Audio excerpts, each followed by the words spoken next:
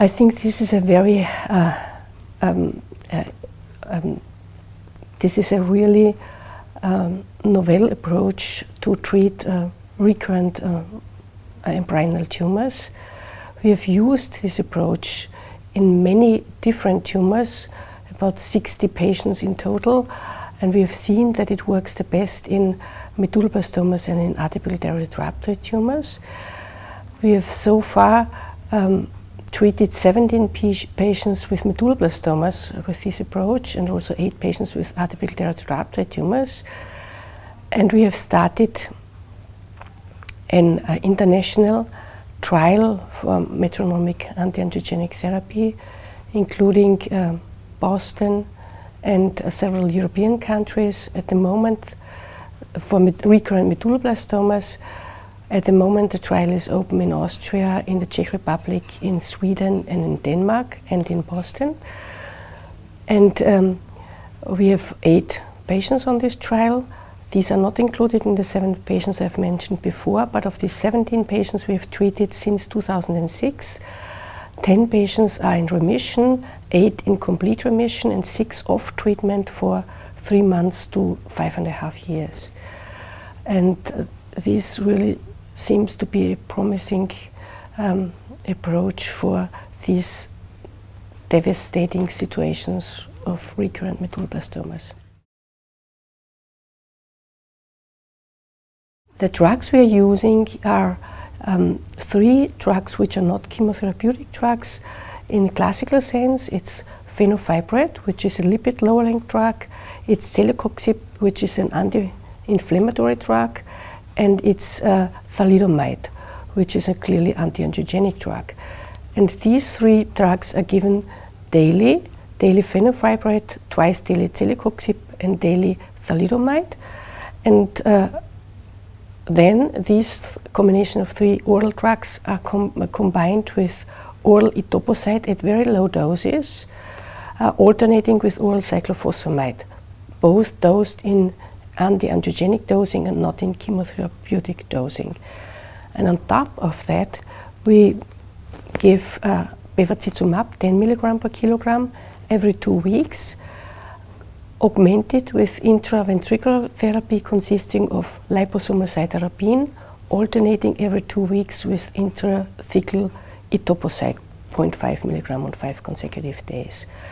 And this complete treatment is given for a total of 1 year, and for the 2nd year we discontinue the oral etoposide and oral cyclophosphamide and reduce and extend the intervals of the intrathecal therapy, but continue on with the oral fenofibrate, celecoxib, and fenofibrate and the bevacizumab. The whole treatment is stopped after 2 years, if tolerated. Actually, this 5-drug combination is a protocol that was started in Boston in 2006, based on a 4-drug protocol that did not include the fenofibrate and had been published in 2005. And we inherited a patient from the United States who had a 3rd recurrence of a medulloblastoma with leptomeningeal disease.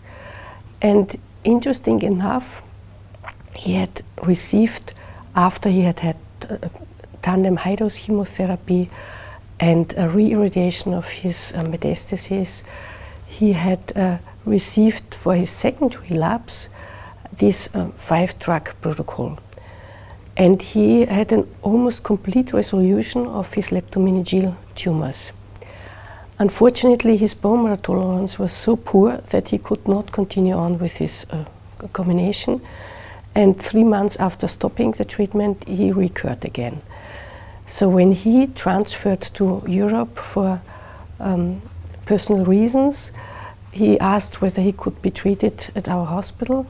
And we were thinking what we could do. We saw that it would not tolerate etoposide and cyclophosphamide anymore, so we reduced the dose to like 10 or 15% of the planned dose and added on the bevacizumab and added on the intrathecal therapy because he had leptomeningeal disease.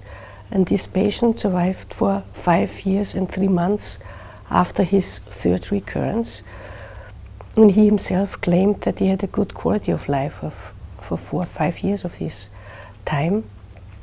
So starting with these patients, we then treated all consecutive patients with recurrent brain tumors with this approach, and saw that it is most effective in medulloblastomas and atypical teratoid tumors.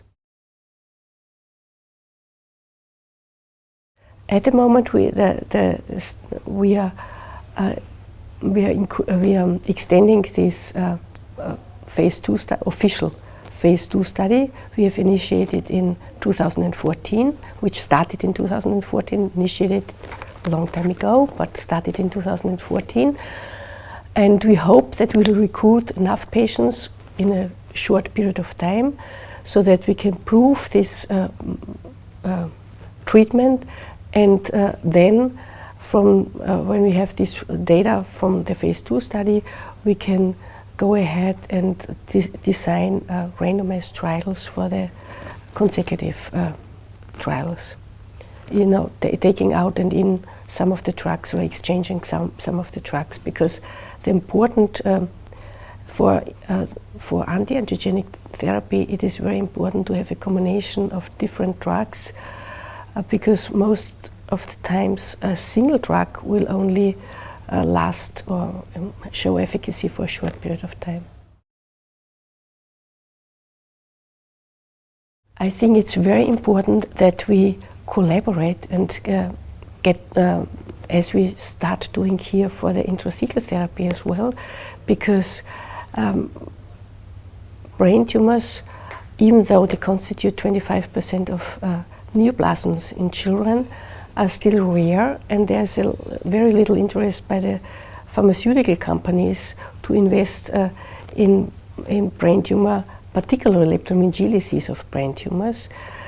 And it's very important to design and develop brain-sparing therapies for brain tumors, because so far we have used a lot of craniospinal irradiation, which in the long run has very deleterious late effects for the patients. Leukemia has shown that it's possible to substitute some of the cranial irradiation with intrathecal therapy, and our goal should be to get to this point also in pediatric brain tumors. So hopefully this will be the start for a better international collaboration, and that then eventually will also attract pharmaceutical companies to help us to develop slow release formulations and different delivery techniques for suitable drugs to be delivered to the CSF.